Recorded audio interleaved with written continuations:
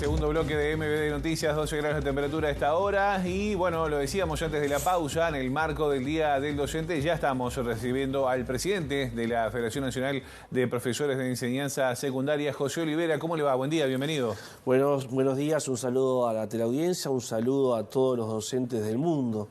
Las y los docentes que a diario sostienen los sistemas educativos y que muchas veces incluso son hasta criminalizados. Hoy mismo hay en el mundo miles y miles de docentes que están viendo coartados o limitados sus derechos, pero no dejan de hacer lo que muchos hacen a lo largo y ancho del mundo, que es con razón y corazón abrazar la tarea, la noble tarea de la docencia. Bueno, yo le iba a decir feliz día, pero usted ya tomó la bandera allí. ¿Es un día de festejo o es un día que sirve para conmemorar la lucha de los y las docentes?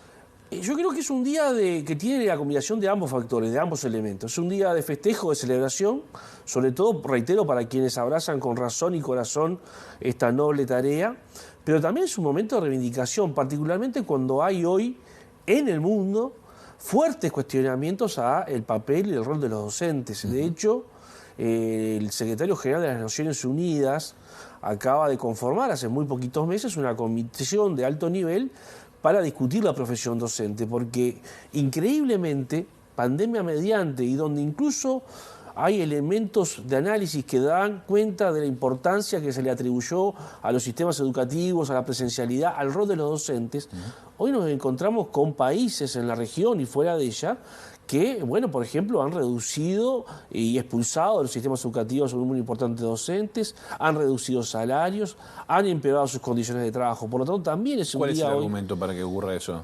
Bueno, claramente que ahí hay toda una disputa por el sentido de la educación y por el avance sistemático de los procesos de privatización y mercantilización que estamos viviendo a nivel global y regional e incluso en nuestro país, y particularmente la pretendida intención de sustituir a los docentes por los elementos de inteligencia artificial, por las plataformas virtuales que van desde las propuestas curriculares en línea hasta los sistemas administrativos de control y de evaluación de los sistemas educativos. Y en ese sentido, ¿cómo estamos hoy parados en Uruguay? Bueno, tenemos enormes desafíos, ¿no? No es casualidad que aparezcan propuestas de una universidad virtual establecida por un economista. No es casual que aparezcan propuestas de bachilleratos virtuales establecidos por un diputado de la coalición gobernante. No es casual que escapa del control del Estado los negocios que está haciendo la Fundación Ceibal con grandes multinacionales de las telecomunicaciones, de la tecnología de información y comunicación, que en algún sentido están horadando la propia función y la profesión docente, la presencialidad en nuestros sistemas educativos. Es decir, tenemos enormes desafíos en la materia. ¿La pandemia influyó en eso? ¿Eso abrió una puerta compleja para los profesores? La pandemia lo que dejó demostrado fue dos elementos clave: que la brecha entre quienes podían acceder al elemento tecnológico y a la conectividad y quienes no lo podían hacer se ensanchó, es decir, el elemento de discriminación fue importante, y lo segundo que dejó demostrado es que nada puede sustituir la presencialidad. Claro. Es decir, la tríada docente, saber, estudiante en un mismo espacio, en un mismo momento, no puede ser sustituida jamás.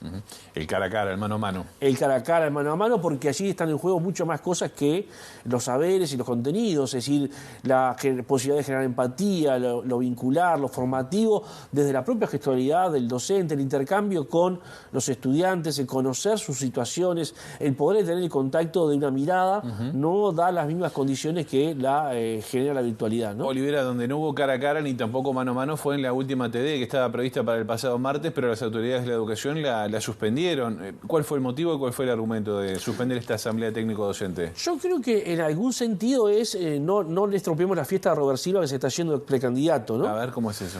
Miren, es una especie de remake. El Partido Colorado nunca creyó en los docentes y en su participación a la hora de la elaboración de las políticas públicas en materia educativa. Miren, hay que retrotraerse al doctor Sanguinetti, ministro de Educación de Juan María Bordaberry, con la ley 14.101, donde ya cambió el carácter preceptivo y resolutivo de lo que eran las viejas asambleas de artículo 40. En la postdictadura, cuando la CONAPRO definió la ley de emergencia, uno de los componentes, el artículo 19 de esa ley de emergencia, establecía las asambleas técnico-docentes. El primer gobierno de Sanguinetti no las restituyó, hubo que esperar al gobierno de la calle Herrera para que se convocaran nuevamente las asambleas técnico-docentes. no hay que olvidar toda la época de la reforma Germán Rama, donde los pronunciamientos de las asambleas técnico-docentes fueron desoídos un día sí y otro también.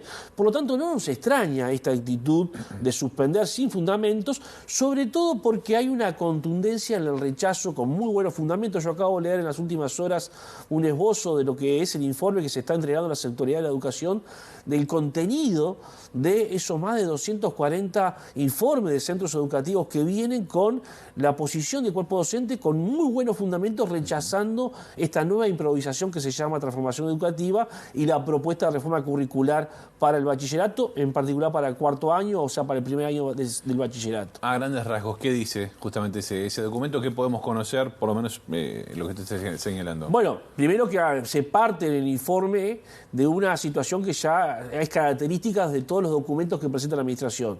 Plantea falsos problemas a los cuales le plantean soluciones que, obviamente, si usted parte de premisas falsas, es muy seguro y probable que llegue a conclusiones falsas.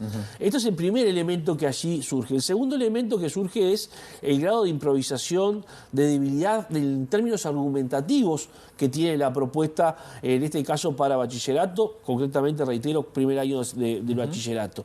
Estos dos elementos ya de por sí invalidan toda la propuesta que la Administración pretende implementar para el bachillerato, dando continuidad a algo que ya se había visto en la propuesta de reforma curricular de la educación básica integrada. Jennifer Cherro dijo, si no me equivoco, el pasado martes mismo, cuando se anuncia la suspensión de esta última ATD, que no era el momento apropiado y que se iba a pasar para noviembre. Eso causó mucho malestar en FENAPES. Mire, no causó malestar en FENAPES, causó malestar en el cuerpo docente, en el gremio docente en general. Porque se esperaba de alguna forma poder seguir avanzando en el análisis de esta propuesta con otros tiempos. Era muy importante conocer la síntesis nacional, porque usted en una asamblea técnico-docente a nivel inicial queda con la visión, los aportes que hace el cuerpo docente de esa institución. De ese núcleo. De ese núcleo, ahí está. Ahora, cuando usted tiene una asamblea nacional que hace una síntesis de lo que fue opinando cada uno de los centros educativos, bueno, había mucha expectativa en el cuerpo docente. Claramente aquí se quiere limitar la participación y se quiere coartar la libertad de expresión con fundamentos técnicos muy potentes del cuerpo docente. Yo creo que toda esta reforma, más allá de lo que es la tradición, como el Partido Colorado particularmente, que es hoy quien administra casi en exclusividad la educación pública uruguaya en el marco de la ANEP, ha tenido con respecto a la asamblea técnico-docente, también encierra un elemento que es central. Esta reforma es contra los docentes.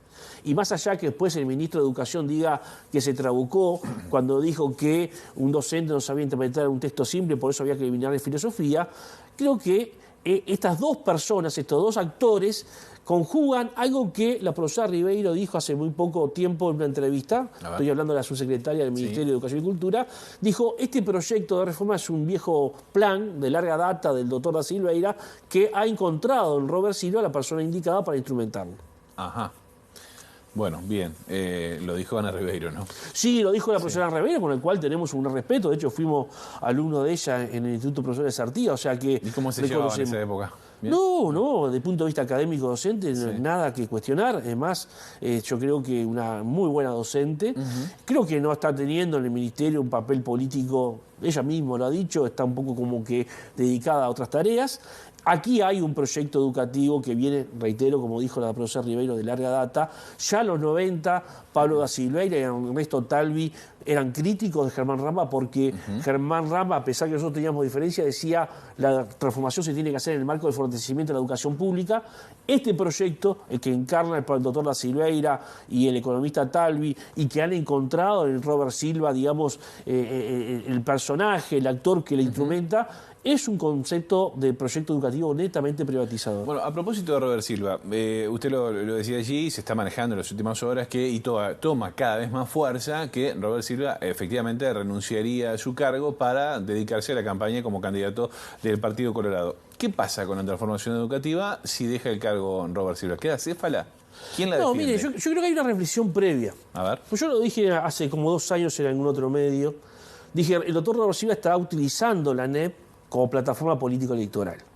De hecho, se lo dije al propio doctor Robert Silva en una reunión con la coordinadora del Sindicato de la Enseñanza en Uruguay. ¿Y qué le dijo? Que obviamente lo molestó muchísimo. Pero creo que hoy los hechos hablan por sí solos. El Uruguay tiene un problema. Desde la reapertura democrática Codicen mediante, que es la continuidad de lo que era el CONAE, se le otorgó a varios actores para su dirección como premio consuelo cuando no alcanzaban una banca o en el Senado o en diputado. Ahora, no teníamos esta situación de utilizar a la ANEP como plataforma política electoral para lanzarse desde allí a una campaña. Robert Silva en los últimos 2 años ha estado de campaña permanente.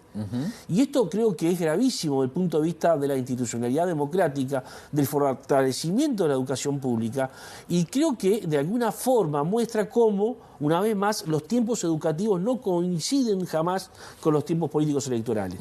La transformación es una cáscara vacía, porque no se está produciendo allí donde se tiene que producir realmente la transformación, que es en el aula. Y en el aula los docentes están haciendo básicamente lo que siempre hicieron, entre otras cosas porque las propias autoridades no tienen claro qué es lo que se debe hacer. Si se repite una serie de eslóganes, se repiten una serie de recetas que no son genuinas, que no son autóctonas, que son compradas de fuera, que trata de buscarse su adaptación a nuestra realidad, pero que no tiene sentido en términos, o mejor dicho, no tiene impacto en términos de su aplicación. Ahí está. Olivera, entonces entiende usted que Robert Silva ha utilizado la transformación educativa como un caballito de batalla para mantenerse en la palestra pensando en la campaña. Mire, yo creo que en los últimos 2 años hubo un cambio. Robert Silva, cuando asumió la presidencia del Codicen de la ANEP, marco de pandemia mediante, tenía como gran y enorme desafío ganarse la confianza del presidente de la República. Esto expresado por él mismo en más de una oportunidad, con un sostén político en la torre ejecutiva que era exclusivamente el ministro de Educación y Cultura. Y pasada la pandemia comenzó a generarse una visión o una perspectiva de utilizar a la ANEP como una plataforma electoral. Esto que lo habíamos visto en algunas otras situaciones con alguna otra empresa del Estado, del dominio comercial e industrial, hoy ha recaído en la ANEP y claramente basta con ver algunas cuestiones de publicidad, basta con ver cómo se han destinado fondos que tenían como origen ir a atender situaciones de las poblaciones más vulnerables para propagandas en redes sociales, en medios televisivos, la agresiva campaña que lleva adelante hoy, personificado solamente en la figura del presidente, la propia ANEP. Bueno, todos esos elementos dan cuenta de esta situación. En el final, ¿se tiene que quedar o se tiene que ir, Robert Silva? Yo creo que en este momento ya es obsceno lo que se está haciendo con la institucionalidad educativa. Yo creo que en estos momentos ya debiera haber dado un paso al costado y dedicarse a lo que es realmente. Más que docente, Robert Silva es un político profesional, un político que ha vivido la política partidaria y no de la docencia. José Olivera, dejamos esta charla cuenta además. Muchas gracias por estos minutos y feliz día. No, gracias a ustedes, como siempre, ha sido un gusto. Hasta la próxima. Bueno.